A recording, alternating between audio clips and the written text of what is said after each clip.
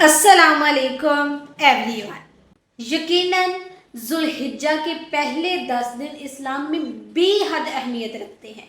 یہ دن نیکیوں، عبادت اور قربانی کے لیے خاص طور پر منتخب کیے گئے ہیں۔ آئیے تفصیل سے ذوالحجہ کے پہلے 10 دن کی فضیلت اور اہمیت پر ڈسکس کرتے ہیں۔ دیکھیں، جیسے ہم رمضان کے آخری عشرے کو بہت خاص سمجھتے ہیں، لیکن کیا آپ جانتے ہیں کہ ذوالحجہ کے پہلے 10 دن وہ ہیں جنہیں اللہ تعالیٰ نے قرآن میں قسم کھا کر بیان کیا ہے؟ قسم ہے فجر کی اور ان 10 راتوں کی۔ علماء فرماتے ہیں کہ یہ 10 راتیں ذوالحجہ کی ابتدائی 10 راتیں ہیں۔ یہ اللہ تعالیٰ کی قسم ہے، یعنی ان دنوں کی اہمیت بہت بڑی ہے۔ اللہ اکبر!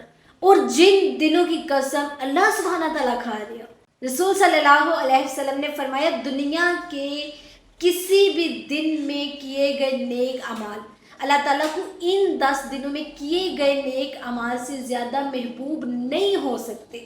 صحابہ نے پوچھا، یا رسول اللہ، کیا جہاد بھی نہیں؟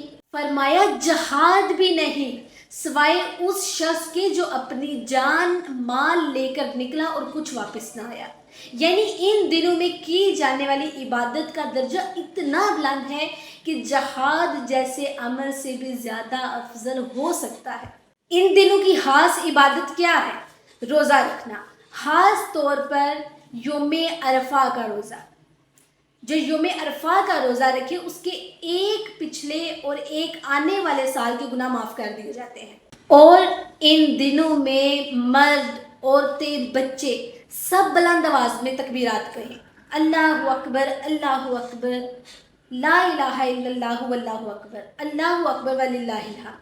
اب نماز کا اہتمام، نوافل، تہجد، صلاۃ و تسبیح اور 5 وقت کی نماز پابندی سے پڑھنا۔ یہ دن اللہ سے قریب ہونے کا وقت ہے۔ ہمیں خوش قسمت سمجھنا چاہیے کہ رمضان کے بعد ہمیں یہ دن نصیب ہوئے ہیں۔ نہ جانے کتنے ہی لوگ ہیں جنہیں یہ دن نصیب نہیں ہوئے۔ اس کے بعد ہے 10 ذی الحجہ کو قربانی کرنا۔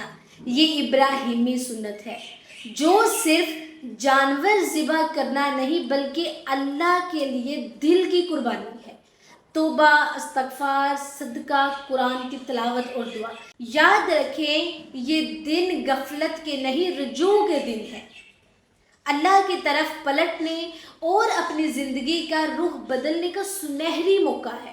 اور یہ دن حج کے دن ہے، عرفہ کا دن جہاں اللہ بندوں پر فخر کرتا ہے، قربانی کے دن جس میں خالص نیت اللہ کی رضا کے لیے ہوتی ہے۔ ان دنوں میں دین کی روح کو زندہ کرنے کا موقع ہوتا ہے، ایک گولڈن چانس ہوتا ہے۔ یاد رکھیں ڈیئر سسٹر اینڈ بردرز، ان 10 دنوں کو آپ نے ضائع ہرگز نہیں کرنا۔ جیسے ہم رمضان کے آخری دنوں میں عبادت کا خصوصی اہتمام کرتے ہیں نا، اسی طرح ذوالحجہ کے یہ 10 دن بھی روحانی ترقی کا بہترین موقع ہے۔